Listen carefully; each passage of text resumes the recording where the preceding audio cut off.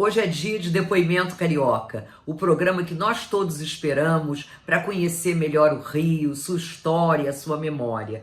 E vamos ter uma figura sensacional, um radialista, produtor de discos, amante do samba, muito importante na cidade e que algumas décadas atrás todos os motoristas de táxi conheciam por causa da madrugada. Adelson Alves, que vai contar muitas histórias. É com muito orgulho que o Arquivo da Cidade, que a Secretaria de Governo e Integridade Pública, que a Prefeitura apresenta esse projeto do depoimento, que já é procurado nas mídias sociais, lá no arquivo, porque realmente é interessante e pitoresco você contar a história da cidade através de pessoas tão queridas por todos nós. Então, fiquem com Adelson Alves. Obrigado, Rosa Maria. Olá a todas e todos. Vamos dar continuidade aqui aos Depoimentos Cariocas. Dessa vez, mais uma vez presencial, aqui em Pedra de Guaratiba. No Deck da Val, de frente para Restinga da Marambaia, né, Baía de Sepetiba. Com um grande radialista, produtor musical e jornalista também, Adelson Alves. Não, eu sou mesmo radialista. Radialista e produtor de música. Li muita notícia, sim. O Globo no Ar, o seu redator-chefe, que é jornalismo, mas era mais leitura, né? Poderia redigir também, mas minha função era mais de ler.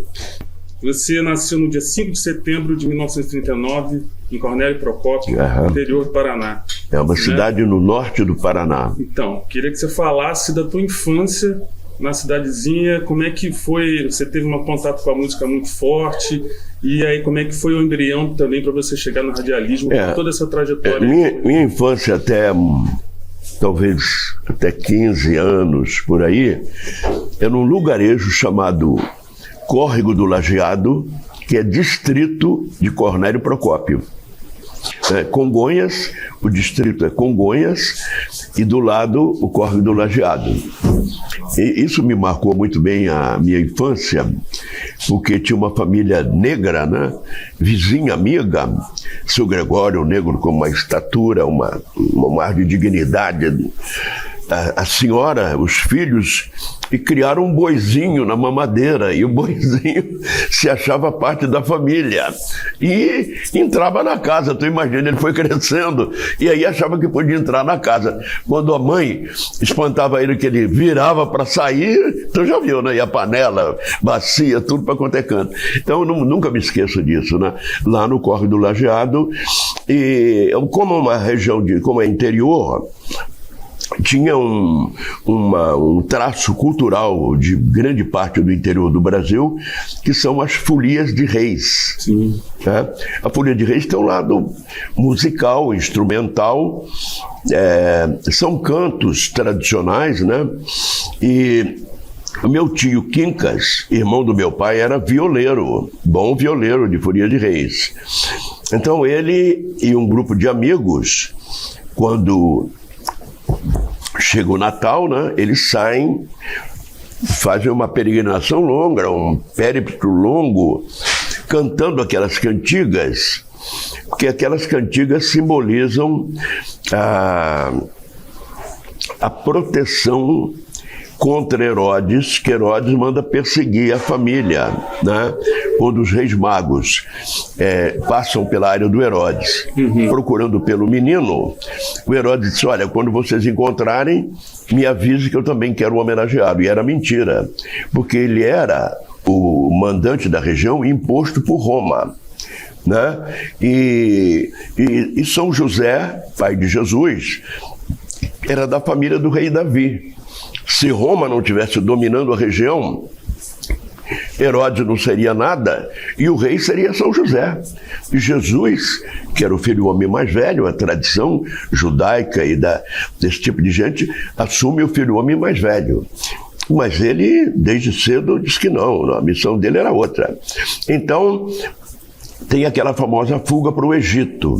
Então, a Folia de Reis tem uma figura que é o palhaço da Folia de Reis, sim, que no pastoril, no Nordeste, é parecido, chama-se Bedegueba. O Jacques do Pandeiro era Bedegueba do pastoril da mãe dele, Dona Flora Mourão. Então, e você ficou muito rodeado disso na infância? Isso, aí, não, eu via isso muito, acompanhava as folias de Reis e tal. Então, porque a folia passava pelas guardas do Herodes e o palhaço, fazendo o gracejo, distraía para a família passar para a fuga do Egito. Ou seja, era uma forma de proteção ao menino Jesus. Né? É uma coisa simples, aparentemente muita gente não dá a menor importância, mas o menino foi salvo, né? Que podia ter sido apanhado, porque o Herodes logo em seguida chamou a guarda dele e mandou matar todas as crianças com menos de 2 anos. Ele teria morrido e o mundo não teria o seu grande líder. Né? A Folia de Reis é que garantiu isso. Então, meu tio Quincas era aí. Eu, ligado lá e tal, ouvindo, né?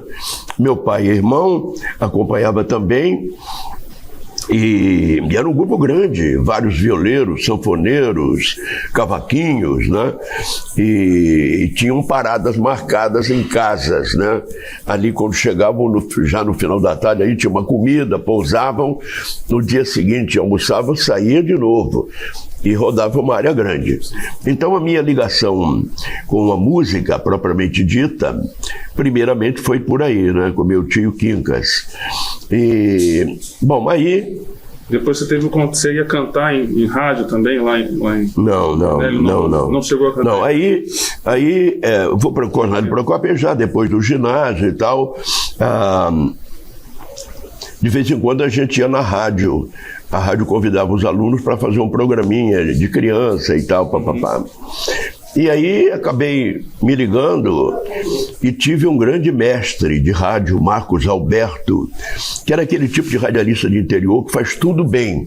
Narra futebol, apresenta programa de auditório, redige e lê notícia e tinha um senso especial, uma percepção, sensibilidade auditiva para escolher a boa música. Tanto a boa música estrangeira como a boa música nacional. Então, aprendi muito com ele, o Marcos Alberto, e aí fui para Curitiba. Aí tive também um outro mestre parecido com o Marcos Alberto, Euclides Cardoso, também era assim, uma sensibilidade, uma percepção, né, percepção auditiva especial, porque tem muita gente que o ouvido é um ouvido comum, normal. E tem aqueles que, né, você pega um Bach, Beethoven, Brahms, esses caras, a percepção auditiva é ouvido mais do que absoluto, né? Então, aí aprendi com o Marcos e o Euclides a escolher a boa música, né? Desde a boa música internacional, da época do Sinatra, do Nat King Cole, Ella Fitzgerald, Mariah Jackson, né? Época de ouro da música americana, os grandes autores Rodgers e Hart, Hammerstein, até Elvis, quando o Elvis fazia balada, All Lonesome, Love Me Tender. E depois, quando ele entrou pro rock pesado, já virou barulho. Aquilo, música mesmo, não tem música. E os Beatles, quando fizeram Michelle e Yesterday, que são 2 músicas mais importantes da carreira dos Beatles, que marcaram muito. Teve outras, mas essas 2 principalmente. E aí, vim pro Rio de Janeiro. Eu, antes disso, a gente vai ter a primeira convidada para fazer uma pergunta para você, que você muito também ajudou a lançar. Vai fazer uma perguntinha sobre essa época do que você também escutava. Oi, gente, eu sou Nilza Carvalho, sou cantora, compositora e instrumentista, e estou aqui para falar um pouquinho dessa figura maravilhosa que é Adelson Alves. Ele foi muito importante na minha carreira, me ajudou muito e ajudou a muitos artistas. Ele sempre recebeu as pessoas de braços abertos, procurando ouvir o que as pessoas tinham para mostrar, os seus trabalhos. E eu me sinto privilegiada de ter encontrado Adelson pelo caminho. E tem uma pergunta que eu queria fazer. Acredito que não só eu, mas muitas pessoas querem saber isso. Adelson, qual é a sua lembrança a primeira lembrança sua dos sambas, o que você lembra lá da sua infância? Diz aí pra gente. Primeiras lembranças de samba. Obrigado, Nilce, pela pergunta. Olha, no início, no Rio de Janeiro, eu ainda não tinha o programa no ar. Eu era locutor do Globo no Ar, locutor do Chacrinha, locutor do Seu Redator-Chefe.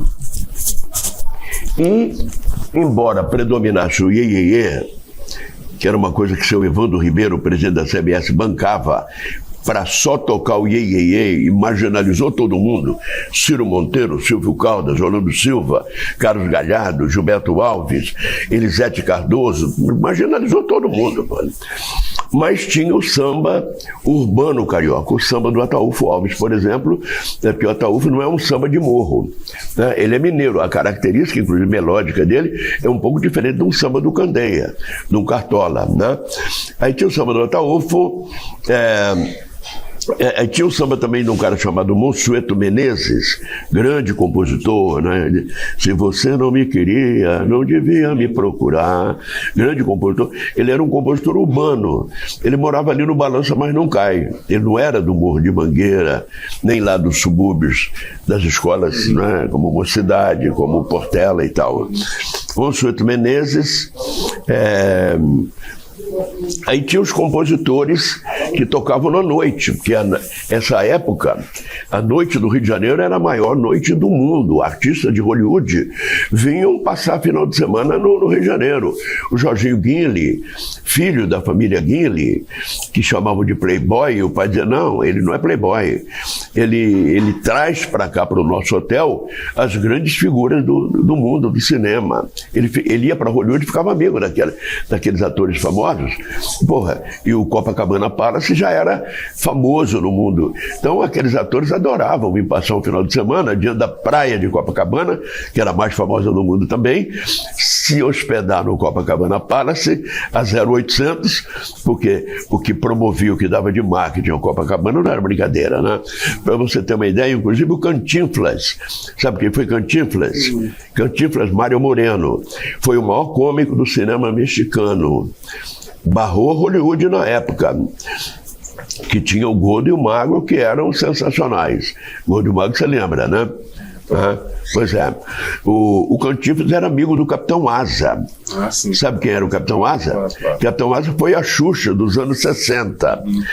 O Capitão Asa foi fazer um filme no México e ficou amigo dele. Ele vinha passar final de semana no apartamento do Capitão Asa, ali no Leme. Para você ter ideia da importância da noite. Então ali a Princesa Isabel tinha o drink do Djalma Ferreira, o arpégio do Valdir Comum, tinha o Sacha, do pianista Sacha, do lado do Copacabana Hotel, Copacabana Palace, tinha o Johnny Alf, Johnny Alf, tinha Helena de Lima no Cangaceiro e a Bossa Nova estourando no Beco das Garrafas, com Tom, Nilton Mendonça, Vinícius, Ronaldo Boscoli, a Bossa Nova estourando ali no Beco das Garrafas. E tinha outras casas também conhecidas e tal, Simonal cantando na noite. E nessa noite tinha uma figura que não pode ser esquecida, que era a Lindaura. Lindaura era uma crioula magra, espivitada, valente, cozinheira, que tinha o Beco da Fome. Ela fazia um caldo verde. Que os músicos, porque o músico é duro. O artista cantor e tal, tem um cachê maior, mas o músico é merreca. Então, quando terminava a noite, ia todo mundo lá pro Beco da Fome pegar o caldo verde da Lindaura. Aguinaldo Timóteo, até aí aquilo virou moda, que até os bacanas mesmo iam para lá. E é onde tinha o Cervantes, que criou na época o sanduíche mais conhecido da época, né? Cervantes. Então, e ali estourou muito o Miltinho cantando samba. O Luiz Reis, que era um pianista, Luiz Reis é que fez a bateria de Padre Miguel. O samba, ele não era de Padre Miguel, não era de Padre Miguel, mas ele, como quando a bateria estourou, né, dirigida pelo Mestre André, ele fez a bateria de Padre Miguel. Caialza gravou, explodiu nacionalmente. Então Luiz Reis, Miltinho, Elisete, cantando com a Tabajara, Jamelão, né? Elisete e Jamelão eram os crooners da Tabajara. Tabajara, fazendo bailes. E o Maestro Severino era um cara consciente da cultura brasileira. Tocava os clássicos da música estrangeira, mas tocava muita coisa brasileira, o samba e tal. Então a maioria eram sambas urbanos. E você teve contato primeiramente com aí eu, como estava na... Você chegou... como estava na rádio, né? Estava já olhando, já sacando essas coisas todas. Como estava dentro da Rádio Globo, e esse material musical passava por ali até uma altura, porque depois, quando o seu Evandro criou o Jabá, marginalizou todo mundo. Mas isso, né, o Ciro Monteiro cantou, o escurinho era o escuro direitinho, já ouviu? Agora está, nunca mais ninguém esquece, pô. Baiana que entra no samba só fica parada no samba, não dança, não ginga nem nada, ninguém esquece. Então, a Elisete, aquele show do João Caetano, que ela dizia, ai, barracão, pendurado no morro, que o Jacó faz uns solos jazzísticos de bandolim, que é o momento, talvez seja o pico mais alto de importância musical da música brasileira, ela cantando o barracão e o Jacó por trás fazendo os contrapontos com ela, que é uma obra divina, né? Então, isso tudo ia ficando, né? Aí quando me chamaram para fazer a madrugada, porque eu era crítico da Rádio Globo, né? Eu era locutor do Chacrinha, ficava do lado dele, cansei de pisar no pé dele aqui assim, de lado, ficava aqui do meu lado. Chacrinha, até quando você vai ficar tocando esse lixo cultural americano aqui? Eu ganho não sei quantos mil, você ganha uma porcaria para ler o Globo no ar e os comerciais no meu programa. Falei, mas um dia você vai pagar isso aí, presta bem atenção. Aí a rádio anunciou que ia virar 24 horas e ofereceu para todo mundo, ninguém queria. 24 horas, esse horário da madrugada aí, não sei o quê, papapá. E eu comecei a reivindicar. Os caras, tu quer horário? Eu não quero. Mas eles perguntavam, querendo que eu desistisse. Então, aí quando chegou na última hora, um dia antes, na tarde antes do programa entrar no ar, meia-noite, aí o diretor me chamou, João, então vamos ver aí esse negócio de eu assumir a madrugada aí. Faz um programa aí pra mim ver. Como a moda era aquele estilo geral, complexo de vira-lata com a música americana, e eu, do lado do Chacrinha, vendo o que ele fazia, fiz uma programação igual. Mas, quando cheguei no ar, falei, não vão ouvir. Comecei tocando Elisete Cardoso, Ciro Monteiro, Cartola, Nelson Cavaquinho, que ninguém nunca tinha tocado, pô. Sim, sim. Entendeu? E me diz uma coisa, quando você chegou no Rio, e já indo... já trabalhando nas rádios, chegou na Rádio Globo. Você foi morar onde no Rio de Janeiro quando chegou? Morava no Beco da... Não, Beco da Fome. Você morava em Copa mesmo? Não, Beco da Fome é onde é aquele shopping de Botafogo, na rua Lauro Miller, o Canecão. Sim. Ali, o Beco, tá? Não, como é o nome? Ali morou muita gente, Caetano, Gal... Muita jornalista, muita gente de rádio. Sim, aquele conjunto habitacional ali. Não é conjunto não, era um casarão antigo. Na verdade. Casarão antigo. Não, como é o nome? Não é Beco da Fome, Beco da Fome é da Nidara. Beco da Fossa. Solar da Fossa. Solar da Fossa. Solar da Fossa, que era do Vigário-Geral do Rio de Janeiro, que quando morreu deixou para 3 irmãs, que quando morreram deixaram para Santa Casa. Sim. E aquele posto ali era um posto de gasolina. Você talvez não tenha pegado. Onde é o shopping era um posto de gasolina. E o dono do posto era um malandrão daquele tipo de cara que se liga aos políticos para se aproveitar. E tomou para ele o Solar da Fossa. Entendeu? Na época aí a gente fez até um protesto na época em favor da preservação do Solar da Fossa. Dali você foi para outro lugar? Ali morei no Flamengo, Catete Flamengo.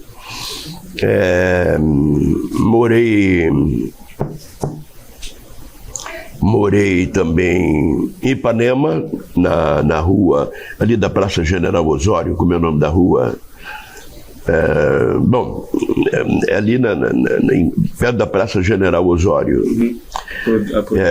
Morei um período em Copacabana, que quando comecei a dirigir a Clara, no início eu apenas dirigia ela artisticamente. Mas depois surgiu um romance natural de todo dia trabalhando juntos, e morei com ela lá, eu sei o nome da rua, agora não me lembro.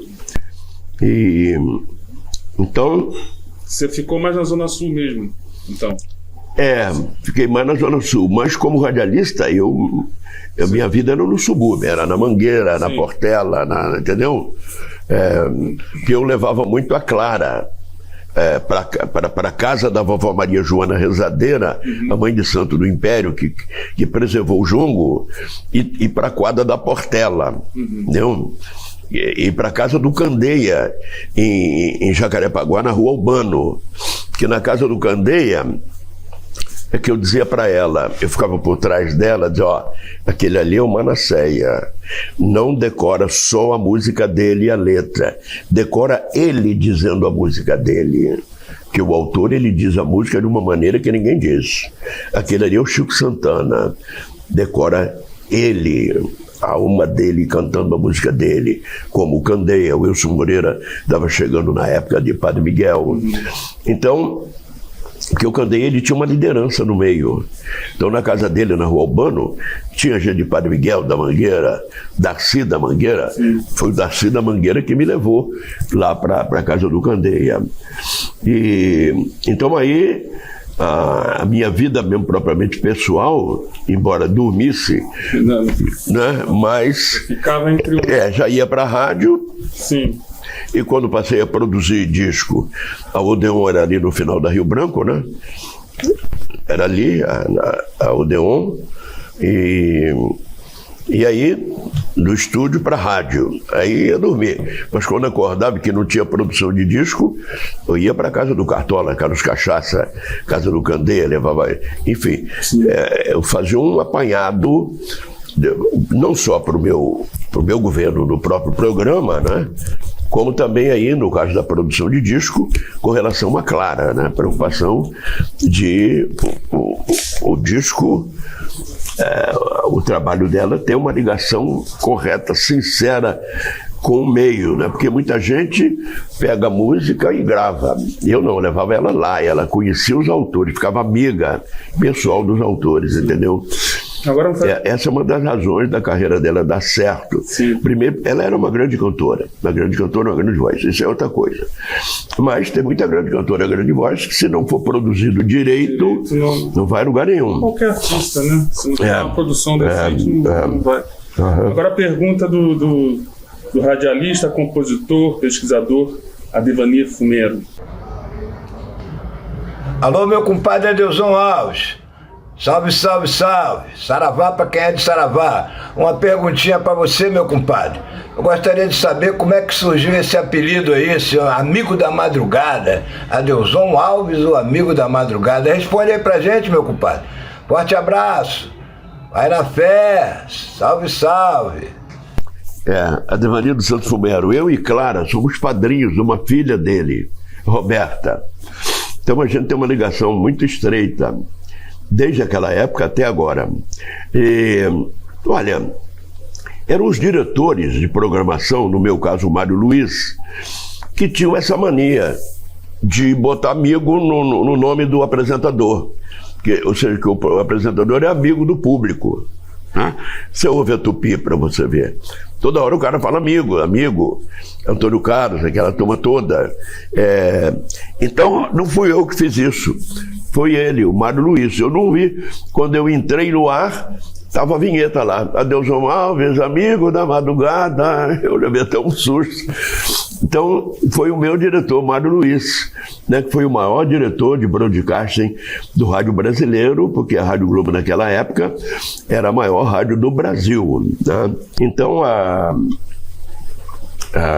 A Rádio Globo era potentíssima, e no meu horário, meia-noite, porque o som de rádio tem um fenômeno ligado ao sol, chama estática solar.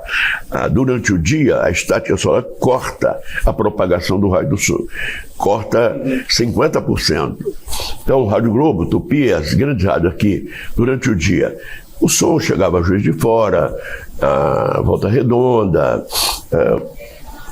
mas quando dá 6 da tarde, 7 que o sol cai lá, já começa a entrar em Belo Horizonte, entra em São Paulo. Quando dá meia-noite, entra em Manaus. O meu programa entrava em Manaus, entrava em Belém, entrava em Natal, no Rio Grande do Norte, Porto Alegre, São Paulo.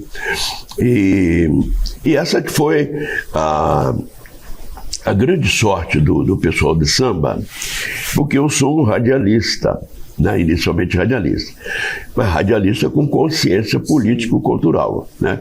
Consciência ideológica de que estamos num país que tem uma cultura, né? Que tem uma arte, não só a arte do samba, né? Nós temos vários segmentos de arte importantes, e por acaso estava numa rádio grande, que era a Rádio Globo, e fiz o meu trabalho de radialista. Nunca dependi de ninguém, nunca dependi de política para fazer o que eu fiz. Estourei a carreira do Paulinho da Viola, do Martinho da Vila, Luiz Carlos da Vila, Luiz Carlos da Vila, e Clara, Dona Ivone Lara, Marisa Gata Mansa, Roberto Ribeiro, o grupo Os Tincoães, né? O grupo Os Tincoães faz um trabalho seríssimo, cantam cantos da Nigéria e de Angola que tem 250 mil anos, que são os cantos do candomblé.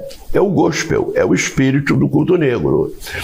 O gospel e o espírito do culto negro, que é a base do jazz, que é a música popular mais badalada do mundo, foi criado por volta de 1700, depois que o negro passou a falar inglês, né? Oh, nobody knows the troubles I see.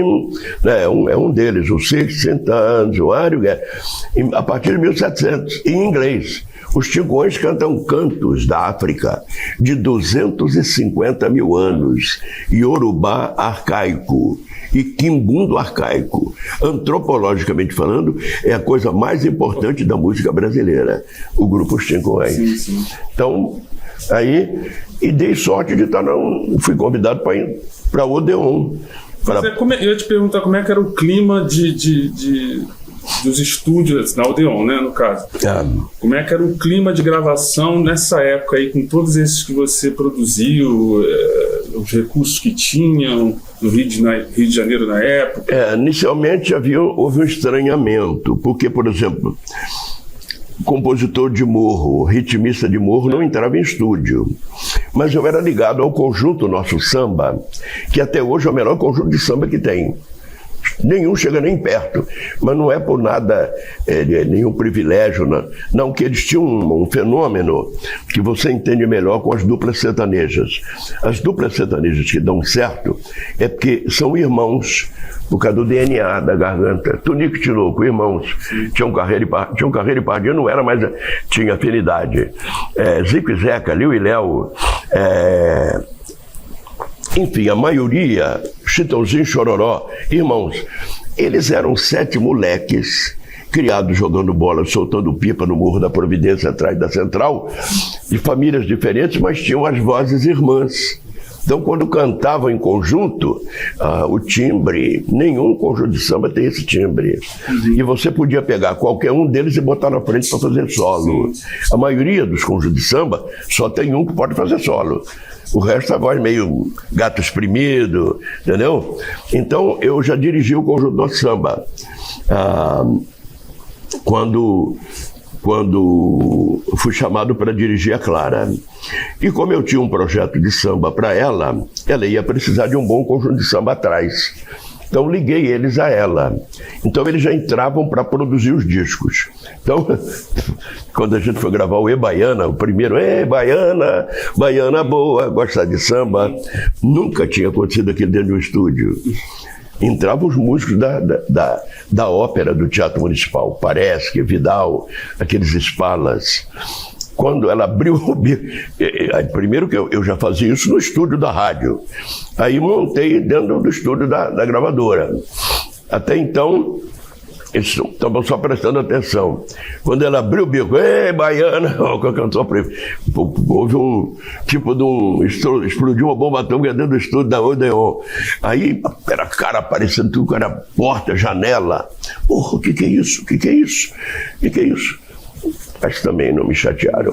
O disco... Aí tive um segundo problema, porque quando você termina de fazer o disco, tem uma reunião com o diretor artístico, que é o dono, é o chefe da empresa.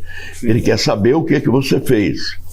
Do lado dele está a divulgadora, a chefe de divulgação, que tem 6 divulgadores que vão para a rua com o artista, rodando 24 horas no ar, leva para a rádio que o artista nem sabe que existe, muito menos quem faz. Isso durante um mês, pega às 6 horas da manhã na porta de casa, toma café na primeira padaria e roda. O meu horário, por exemplo, na Globo era 4 horas da manhã. Às vezes 3h45 o divulgador chegava com o artista. O artista sentava para esperar um pouco, dormia na hora. Então... Aí a música, e só tocando uma música, já ficava conhecida. Por exemplo, o Baiano na primeira semana já infestou. Aí o diretor de vendas está do lado, era o Dr. Guzoni. O diretor de venda tem 5, 6 vendedores que vão para a rua, ele bota o disco na pasta e vai na porta de loja em loja oferecer o disco. Isso tudo acabou, não existe mais. Os gravadores faliram. Aí o Dr. Guzoni, quando ele ouviu o disco, falou: não, a minha equipe não vai levar esse disco para a rua, não, esse produtor é muito maluco, mudou muito a imagem da cantora. Mas o diretor artístico é o que manda mais, que quando eles me chamaram, eu fiz uma preleção para eles do que eu iria fazer. Inclusive escrevi um texto que está na contracapa do disco. Aí o diretor artístico falou: não, Guzoni, o disco está coerente com a palestra que o produtor fez com a gente aqui antes de entrar no estúdio. Leia aí a contracapa que você vai ver. Se não der certo, eu assumo. Quando o diretor assumiu, respirei aliviado. E o disco estourou de execução e de venda na primeira semana, e daí para diante ninguém parou mais, né? Então... Voltando um pouquinho nessa parte da rádio e no seu trabalho também, vai ter mais uma pergunta do jornalista Luiz Nassif. Salve ao Delzon, grande figura, rei da noite da música do Rio de Janeiro. Eu queria que você contasse uma história curiosa, que foi quando o Dorival Caymmi voltou dos Estados Unidos e compôs o Das Rosas. E parece que a música quase foi vetada em um programa do qual você era produtora. Aí você teve que dar uma dura no apresentador para que a música fosse apresentada. E logo depois a música se tornou um sucesso mundial. É a música Das Rosas, do Caymmi, que o Chacrinha não queria tocar, né? Eu acabei dando uma decisão nele. Como é? Não, mas bom, foi um grande compositor que fez parceria com o Wilson Batista, que foi o maior poeta da Lapa, né? Que foi, sabe que é o Wilson Batista, né? Né? E Erasmo Silva, ele é autor de uma música Dá-me Tuas Mãos, gravada pela Elisete, que é uma obra-prima. Mas ele, com o passar do tempo, ele se tornou divulgador da Odeon, da gravadora Odeon. E um dia ele chega com o disco do Caymmi e botou na mesa o Chacrinha tocar. O Chacrinha empurrou para lá, porque tinha os jabás, tinha que atender os jabás e tal. Aí, na semana seguinte, trouxe de novo o disco do Caymmi, empurrou para lá. Na terceira semana que empurrou, como eu de vez em quando dava umas pegadas nele, aí dei um pega duro nele, depois fiquei até meio preocupado, porque o Chacrinha tinha um ponto fraco. Ele, quando ficava nervoso, ele pegava no punho, ficava assim, e desmaiou dentro do estúdio. Pô. O estúdio era grande, tinha os bancos compridos, botaram ele no banco, Aí a direção veio de lá, me deu um esporro. Pô, Deusão, fica criando problema com o Chacrinha, ele pode até morrer numa parada dessa aí. Falei, pô, não para de tocar essa porcaria desse lixo cultural, pô. Não tem respeito por um Dorival Caymmi, um dos patriarcas da música brasileira. Aquele disco tinha uma música das rosas. Rosas, rosas, rosas formosas são rosas de mim. Um mês depois, a música explodiu nos Estados Unidos. E lá tem aqueles programas que eles chamam Coast to Coast. Quando um programa faz muito sucesso em Nova York, eles passam ele também para São Francisco da Califórnia. A costa do Pacífico e a costa do Atlântico. Então, juntos os dois. Vieram buscar o Caymmi para ele cantar a música do Coast to Coast. Eu não me lembro quem é o apresentador. Bom, e a música estourou no mundo, né? Como o que aconteceu com o Tom Jobim. Vieram buscar o Jobim para ele cantar Garota de Ipanema lá. E é uma pena, porque ele só cantou Garota de Ipanema. A Bossa Nova tem um caminhão de músicas lindas, que se o Sinatra se manca e canta no mínimo mais umas 3, seria... Aí acabou ficando o João Gilberto como intérprete da Bossa Nova, e aliás a mídia queria aproveitar e chamar a atenção da Bossa Nova, da mídia. João Gilberto não é o pai da Bossa Nova. Ainda ontem eu vi num desses programas aí, o pessoal todo divulgando, não, João Gilberto é o pai da Bossa Nova. Não, João Gilberto é o intérprete, ele é o cantor. A Bossa Nova só tem um cantor, que é ele, e aquele violão dele que também marcou no mundo. O pai da Bossa Nova é um cara chamado Antônio Carlos Jobim, que é o autor, esse aqui é importante, é Nilton Mendonça, é Vinícius de Moraes, Ronaldo Boscoli e o... como é? Era a dupla, Ronaldo e... agora estou esquecendo, e Johnny Alf e Marcos e Paulo Sérgio Vale, que são os autores que fizeram a Bossa Nova. O João cantou, ele não é o pai. Ele realmente deu a forma cantada ideal da Bossa Nova. Né? Tem uma outra figura muito importante que eles não citam, que é o Edson Machado, conhecido como Edson Maluco, é o que criou a batida no aro da bateria, aquele tac-tac, porque a Bossa Nova é uma música leve. Ela não tem como você tocar surdo cantando Bossa Nova. Um grande baterista de samba jazz também. Mas eles quase não falam. E ele que alguém tinha que resolver o problema rítmico da Bossa Nova. O João copiou para a mão direita o Edson. Entendeu? Interessante isso aí. Falando um pouco da sua preocupação com a conscientização do valor da música brasileira, né? E aí a gente tratando do Rio de Janeiro, dos locais que ainda, que eu acho que talvez você carece um pouco de preservar. O que você acha disso, de preservar os lugares onde tem a cultura de raiz, como você muito fala? O que você acha que precisa mais fazer essa preservação? Precisa de muita coisa. Por exemplo, as rodas de samba, tem roda de samba que se forma, daí uma semana, 2, acaba. Estou dizendo não. A da Tia Gessi, no Caxambi, Terreiro de Crioulo, em Realengo, o Ponto Chique de Padre Miguel, o Beco do Rato, na Lapa, São Bastião, que é ali na Praça da Glória, o Candongueiro em Niterói, o Hilton e o Candongueiro. Essas rodas de samba, elas é que mantêm vivo o samba durante o ano até chegar o carnaval. Que antes as escolas de samba tinham eventos nas quadras e tinha samba, aconteciam sambas de quadra, surgiam sambas de quadra, que eram sambas que garantiam a presença do samba, não só nas escolas de samba. Por exemplo, o Conjunto do Samba, eu gravei um desses sambas, o Tem Capoeira da Bahia, na Mangueira, né? De madrugada bateram palmas no portão, não era dona do meu pobre coração, por isso é que eu chorei, sentindo a mesma dor, há mais de uma semana, que é um samba ali do Catumbi. Então, o Tristeza, é um samba de quadra do Niltinho Tristeza, ali do Morro Santa Marta, amigo do Adevani, e que foi para a Imperatriz. Então, esses sambas, eles surgiram devido a essas rodas de samba.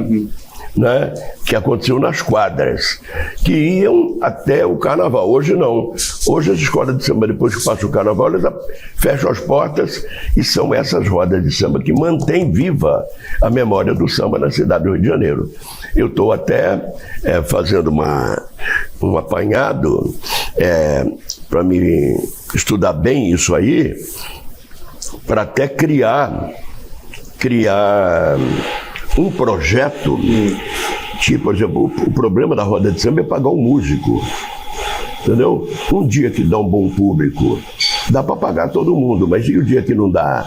E a população de samba é a população pobre, né, que mais sofreu com esses problemas que estão aí. Então, essas rodas de samba tem uma verba da prefeitura para pagar os músicos dessas rodas de samba, e até um cachê também para os cantores, porque a maioria dos cantores dessas rodas de samba não é Alcione. Alcione não, tem duas grandes caras, não precisa disso. Mas são grandes cantoras, por exemplo, como Elaine Machado, Aninha Portal, como... Bom, tem várias que não pegaram a fase das gravadoras e não estouraram, entendeu? Então são grandes cantoras, mas que vivem meio num limbo e ganhando pouco, às vezes com uma roupinha pobre para se apresentar. Então eu estou pensando numa ideia desse pessoal bem escolhido, bem visto quem é, essas rodas de samba verdadeiras, e a prefeitura, porque são eles que mantêm vivo o samba, que depois vai para a Marquês de Sapucaí, que consagra o país, pô. Então, elas fazem um trabalho interessante. Por exemplo, Dora Rosa, que faz ali na Praça Mauá. Então, tem talvez cheguem umas 10 rodas de samba que tem essa... E fazem isso a duras penas, pô. Às vezes vai para casa duro. Cantou, o dono da casa faturou, e o dono da casa malandro, ele cobra couvert e ele fica com a maioria do couvert, pô. Não? Acontece. Então... Vou aproveitar, então, mais uma pergunta do compositor, intérprete, que a gente está nessa área, já foi para essa área agora, vai ser bom, né? Neguinho da Beija-Flor. Nosso amigo Adeusão Alves, defensor da nossa cultura, somente do nosso samba. Eu gostaria de fazer uma curiosidade, de saber de você o que você gostaria de ter feito pelo samba e que infelizmente não conseguiu. E qual foi o melhor desfile na sua concepção até hoje que você presenciou? Olha, vou começar pela segunda. Tem 2 grandes desfiles. O próprio Neguinho era a sua figura central, que é o cantor. Né? Quando o Joãozinho 30 estava na Beija-Flor, e queria sonhar com o Rei da Leão, né? Que foi um dos grandes carnavais. Zuzuca também, né? No Tengo, Santo Antônio do Salgueiro. Mas o grande mesmo geral para mim foi a Mangueira, quando homenageou Braguinha, na inauguração do Sambódromo. E ela foi a última escola a desfilar, e os diretores perceberam que dava para ela voltar, porque a escola só vai lá para frente e sai lá pela apoteose. A escola foi e voltou. Pô, rapaz, ninguém saiu da avenida. Ninguém. Esse foi o maior desfile de todos os tempos, sem dúvida nenhuma, que o Marcos Lopes, que era o carnavalesco, ele mudou as cores da Mangueira, que a Mangueira usava um verde rosa meio apagado, e ele colocou a escola, o rosa, do rosa clarinho até o fux, e o verde também, do verde água até o verde. Então a escola estava lindíssima, o visual Era um negócio impressionante, né? E o Braguinha, uma figura popularíssima, né? De grandes clássicos do carnaval e da música brasileira. Então, foi esse, Neguinho. E o segundo, aquele que você foi o ator principal, né? Sonhar com o Rei da Leão. Se bem que a Beija-Flor teve outros desfiles que marcaram e tal. Fica até realmente meio difícil você dizer um, né? E a primeira, que é o que você gostaria de fazer pelo samba que você não fez? Primeira pergunta. Uma coisa que eu gostaria de fazer pelo samba era um grande festival de samba, como fazem o Rock in Rio. Rock in Rio não tem nada a ver com o Rio de Janeiro. Isso é negócio americano. Isso é negócio desses 7-1 aí entendeu? E que exploram a juventude, né? Juventude boba, não saca bem as coisas. Porque, deixa eu explicar para você, quando foram saindo de cena os grandes autores da música americana, Rod Hart, Hammerstein, são vários, eu não estou lembrando de todos. Os grandes cantores, Nat King Cole, Frank Sinatra. Porra, você ouve o Nat King Cole cantando Poinciana ou Unforgettable, e aí você ouve esse pessoal gritando lá no Rock in Rio. Não? Então, quando os grandes autores foram morrendo, e esses cantores, a máquina, para não parar, criou um conceito de som. Som. Som não é nada, pô. Som é um barulho. Então eu me lembro que naquele Lollapalooza, um outro festival do gênero em São Paulo, né, que estava meia dúzia de moleque sacudiando na arquibancada, e a televisão bota repórteres entrevistando, né? Aí a repórter chegou num deles assim: que tipo de música que você gosta? O moleque pulou para trás, parecia que ela tinha apresentado o capeta a ele. Falou assim: música? Aqui ninguém gosta de música, não. A gente gosta de som. Coitado, ele não sabe o que ele falou, que ele foi colocado pela mídia americana para vender isso que está aí. E ela também, que não conhecia o assunto, ficou assim, meio, o que é isso? Aproveitando até fazer uma pergunta sobre, em torno disso, isso enfatiza muito a coisa da nossa cultura brasileira, a música feita de raiz, né? Onde o samba é de raiz no seu programa e tudo mais. Moda de viola de São Paulo. Queria que você... A música nordestina. Pode até saber aqui, mas tem muita gente que não sabe, né? Os mais novos, talvez. O que é essa defesa que a gente precisa tanto dessa defesa das nossas origens, da cultura e da música? Não, precisa da defesa porque a mídia contrária é poderosa. Ela quer vender o lixo cultural dela, né? Isso que o Truman Capote disse. O rock é fútil. E nisso também tem o samba de verdade, o samba que também... Então tem o samba verdadeiro. Cita um como padrão, Cartola, né? Cartola, pode ser Candeia, citaria outros, que é o samba mesmo, que tem beleza poética e beleza melódica, porque toda arte, pintura, escultura, música, tem que ter beleza.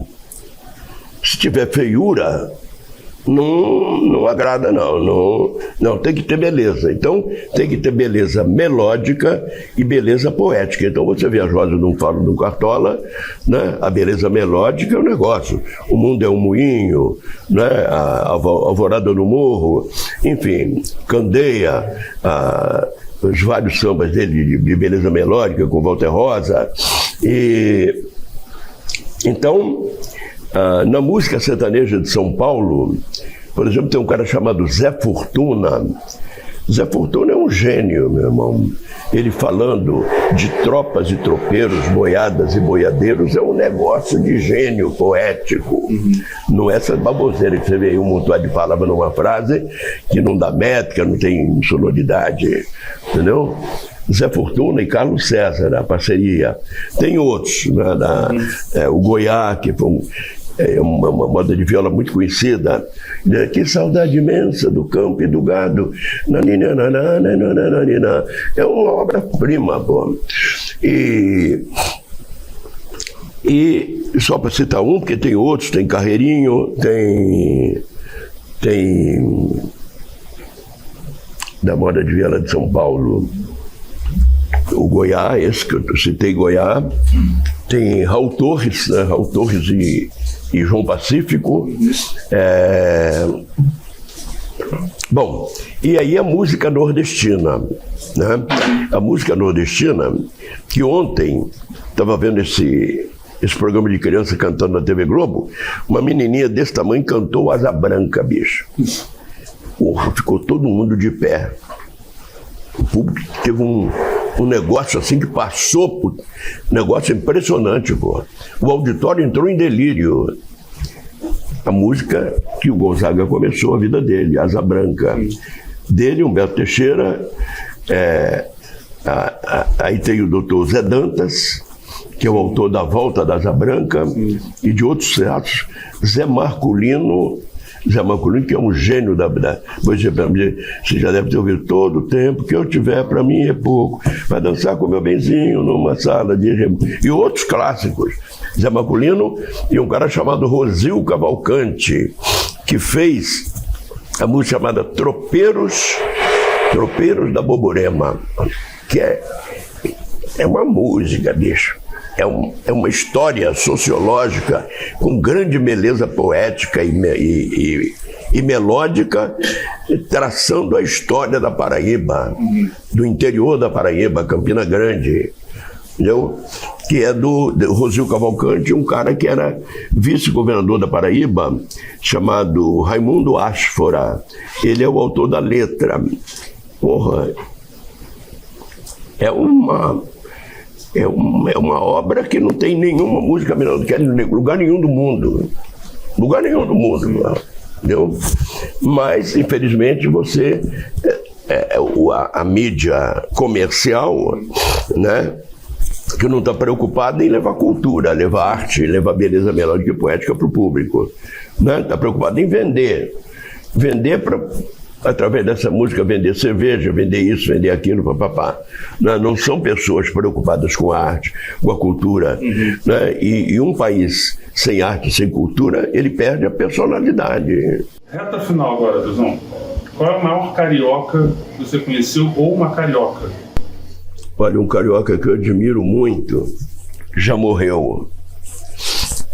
Era o Urubu, que tinha um reboque no posto 6 de Copacabana, que socorria todo mundo de Copacabana, Ipanema, Leblon, Recreio, né? Humilde, comia num barzinho daquele pé sujo, né? Por exemplo, o Costa e Silva, presidente, ele foi soldado do Costa e Silva. Quando o Costa e Silva vinha no Rio, fazia questão do motorista levar ele lá para ficar batendo papo horas lá com o Urubu. E ele era uma figura bem despojada de tudo, roupa de frangalho, que mecânico, né, bicho? Sujo de graxa. Ele era bem... Tem outro. Eu sei que a palavra carioca tem outra conotação, mas a figura, no caso dele, era a figura popular, né? O Urubu. E eu depois, mais tarde, eu fui descobrir que no para-choque do reboque dele estava escrito Deusão Alves, amigo da madrugada. Ele me ouvia. Mas esse detalhe, você vê o presidente da República e o cara general, quando vinha ao Rio, disse que não tinha como ele não passar lá. Obrigava o motorista para levar ele lá, ficava lá 1 hora, 2, tomando cerveja com o Urubu e tal. E o Urubu nunca usou ele para nada. Você vê que dignidade. Tá?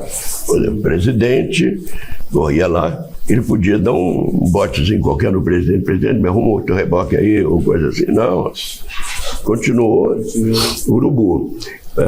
Então a gente tem essas figuras, né, do Rio de Janeiro. A Lindaura seria uma outra, desse lado pobre, né? E aí Sérgio Cabral Pai seria uma figura assim, carioca, né? Porque o Ziraldo também, mas o Ziraldo não é carioca, é mineiro, né? Tom Jobim, né? Tom Jobim seria uma dessas figuras e tal. Cartola, né? Cartola, sem dúvida.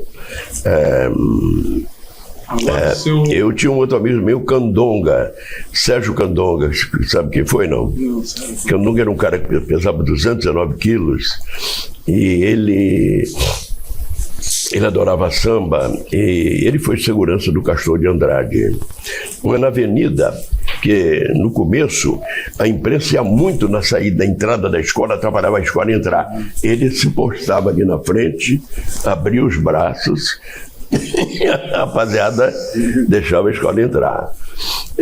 Mas uma grande figura também do Rio de Janeiro foi a Tia Alice da Mangueira, ouviu falar, não? Tia Alice. Tia Alice que criou a Vila Olímpica de Mangueira e o Camp Mangueira. Que a Tia Alice é o seguinte, ela tinha quase 2 metros de altura e era menina do morro e já andando com aqueles bandos de moleque que pegavam uma bala numa tendinha, uma banana ali e tal. E o pai do Elmo, que hoje é dirigente da Liga, foi presidente da Mangueira, o pai do Elmo era seu Tinguim, era o tamborim de ouro da Mangueira. E ele era um cara, um cara humilde de morro e percebeu que ela tinha dons atléticos. Aí falou com o Sandro Moreira, o jornalista do JB, pai da Sandra, que era repórter da TV Globo, morreu de câncer há um tempo atrás. E o Sandro levou ela para o Botafogo e ela realmente tinha dons atléticos. Se tornou campeã carioca, campeã estadual, campeã nacional e campeã sul-americana de várias modalidades de atletismo. E aí virou mito do morro. Mito do morro e tal. Aí o Roberto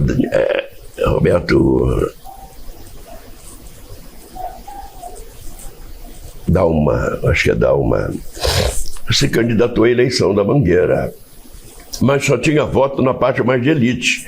Ele precisava de voto da massa. Aí soube do prestígio da Tia Alice no morro. Aí foi falar com ela. Esse papo, por acaso, aconteceu dentro do meu programa. Eles foram lá divulgar, né?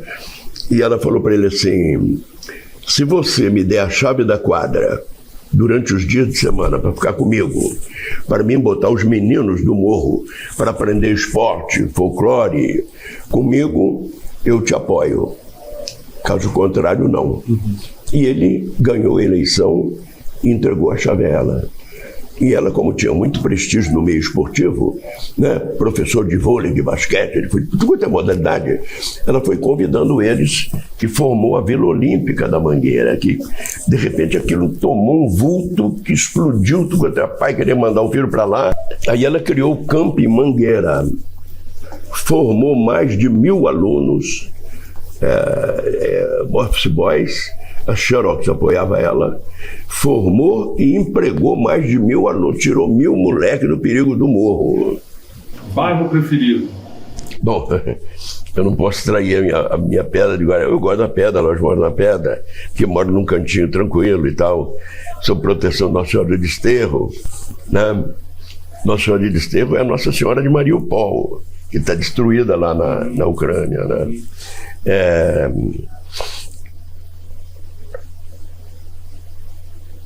Olha, a mística do Rio de Janeiro é Ipanema e Copacabana, né? Ipanema, que se consagrou principalmente depois que a Garota de Ipanema explodiu, né? E aquilo era ponto do Tom Newton, Vinícius lá no bar do Bar Gouveia, né? Que era a época,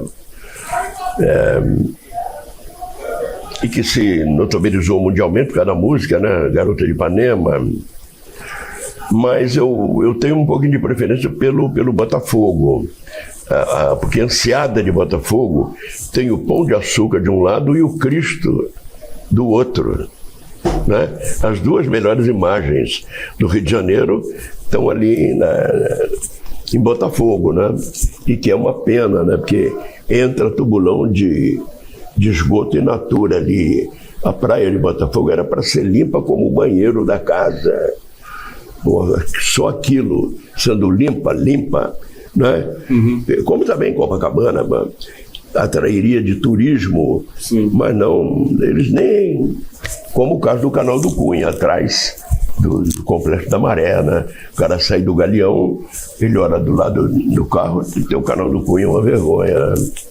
Então, seria talvez essa visão de Botafogo, né? Da Enseada de Botafogo. Time de coração. Olha, eu time de coração mesmo não tenho, não. Eu tenho uma leve simpatia pelo Vasco, porque meu pai era vascaíno doente, eu ia em homenagem a ele, né? Eu gosto de ver jogo de futebol, né? Ver grande jogador, e eu, por acaso, tive a sorte de ter visto o Garrincha jogar duas vezes, nunca mais esquece. Você não esquece aquelas imagens, né? O Garrincha, inclusive, tem uma história. O Silvinho, da época do Chacrinha, lá na Rádio Globo, Silvinho de Petrópolis, cantava aquela música: quem é que não sofre por amor? Vamos, brega. O Silvinho é meio aluado, assim, meio irmão do presidente de uma cooperativa de motoristas de táxi de Petrópolis, que tinha um time de futebol que disputava ali Teresópolis, Friburgo, Baixada Fluminense. Ele mesmo me contando isso, o Silvinho. Ele, garotão, 17 anos, 18 anos, fome de bola, desce com o time para jogar lá em Pau Grande, pô. Entrou em campo, 5 minutos, 10 minutos, 15, 20, 30, 45, não botou o pé na bola. Porra, garotão novo, fome de bola, entra num jogo, não bota o pé na bola, pô, ficou puto da vida, saiu tirando a roupa, xingando todo mundo. O pessoal foi atrás do irmão: calma aí, ô Silvinho, calma aí, segundo tempo é outro jogo. Muito blá blá blá no ouvido, ele acabou aceitando e entrou em campo de novo. De novo, 5, 10, 15, 20, acabou o segundo tempo, ele não botou o pé na bola. Imagina como ele ficou, né? Aí ele fez a carreira de cantor e essa música foi sucesso na época. Ele foi contratado para cantar no Chile, na Copa do Chile. Mas meio desligado, nem se ligou que o Brasil estava disputando a Copa do Mundo lá. Soube num papo de rua. Ouviu assim uma conversa meio... Aí foi no estádio, mas chegou no estádio, o jogo já tinha começado, né? Então, diz ele, quando ele sentou, que olhou lá para baixo, é que ele descobriu o que tinha acontecido 20 anos antes. Ele tinha marcado o Garrincha. Não botou o pé na bola, os 2 tempos de jogo. Então, né? E Didi também, né? Didi também era um gênio, né? É tanto que o João Saldanha, que era um dos críticos, o João Saldanha, ele não era só comentarista de futebol, ele era um intelectual, né? Porque tem muito comentarista de futebol, ele só fala do futebol, bola rolando. A filosofia, uma coisa mais profunda, não. Então o João Saldanha não, era um jornalista e um intelectual e crítico duro. Ele diz assim: se você vê esse crioulo andando na rua, Didi, você sente que ele não é um cara qualquer. Andando na rua. Didi andando em campo, você não tirava o olho dele, bicho. Ele tinha uma elegância natural, tinha uma postura. Bola podia vir quadrada, de qualquer jeito, batia, morria assim como uma seda pro pé dele, entendeu? E ele é que foi o comandante da seleção brasileira, na verdade, porque o Feola, você deve ter ouvido falar do Feola. O Feola tinha uma doença do sono. Ele sentava no banco do técnico, na beira do campo, e dormia. O Didi é que dirigiu o time dentro do campo. Quando o adversário marcava um gol, ele pegava a bola, botava debaixo do braço, reunia todo mundo em volta deles: ó, vamos fazer isso, e vamos ensacar eles. E não dava outra, pô. E a escola de samba? Olha, eu devia ter ligação com todo mundo, rapaz. Eu, na verdade, não tenho realmente uma escola de samba. Eu tenho o samba e as escolas de samba. Mas tenho uma... Eu sou muito ligado às famílias do Império Serrano. A vovó Maria Joana Rezadeira, do Jongo, né, que era a mãe de santo do Império. Roberto Ribeiro, Lance Roberto Ribeiro. Aí fui amigo do Silas. Do Jorge Lucas, que é cunhado do Roberto Ribeiro. Fui amigo do mestre fuleiro, Aniceto. A vovó Tereza, mãe do mestre fuleiro, que dançava jongo no terreiro da vovó Maria Joana Rezadeira, levava muito a Clara para lá. Então tem um disco da Clara, que é ela com a vovó Maria Joana Rezadeira. Então, e levava também a Clara muito para Portela. Muita gente pensava que eu era Portela, porque eu levava muita Clara para lá, lógico, preocupado com a produção musical dos discos, né, como levar para casa do Candeia. E levava também para a quadra da Portela. Mas agora você vai ver eles lá na quadra. Né, porque na casa do Candeia diz, ó, presta atenção, esse é o Alvaiade. Não decora só a música dele, a melodia, decora ele, a alma dele. Aí, lá na escola, né? E aí, então... São várias escolas, então, entre... Exatamente. Sou amigo do presidente da Portela, sou amigo de muitos deles, né? Mas a minha ligação um pouco afetiva maior é com o pessoal do Império. Eu sou amigo do Careca, do Puan, que era um grupo de jovens que tinha uma ala Santildrama, era uma ala de passistas de Passo Marcado, né, na época. E é isso, em matéria de escola de samba. São essas aí. Obrigado, Adelson, foi um prazer aqui conversar contigo, espero que tenhamos outros encontros. Sem dúvida, eu que agradeço pela oportunidade, que eu nunca imaginei que eu ia ter que gravar para o arquivo. É o Arquivo Nacional, né? Arquivo Geral da Cidade do Rio de Janeiro. Arquivo Geral da Cidade do Rio de Janeiro, como o Museu de Imagem do Som. Sim. Também não esperava. Eu fiz o meu trabalho, como eu te falei, como radialista, eu trabalho braçal do radialista. O mesmo em produção de disco, eu não fiz para aparecer, porque eu sempre digo, olha, o radialista é escada, ele trabalha para lançar o artista, ele fica embaixo, ele não precisa aparecer. E eu me sinto bem fazendo isso. O produtor de disco é a mesma coisa. Você reúne compositores, seleciona as músicas, vai para o estúdio com o maestro, músico, coro, papapá, operador, e grava o disco para projetar o artista. Obrigado, Adelson. Vamos encerrando aqui, no dia 30 de maio de 2022, mais um depoimento carioca. Quero agradecer ao coordenador do setor de promoção cultural, Pedro Paulo Malta e Bruno Fontes, a Prefeitura do Rio, a Segov, Secretaria de Governo e Integridade Pública, a toda a equipe do Arquivo Geral da Cidade do Rio. Muito obrigado e até a próxima.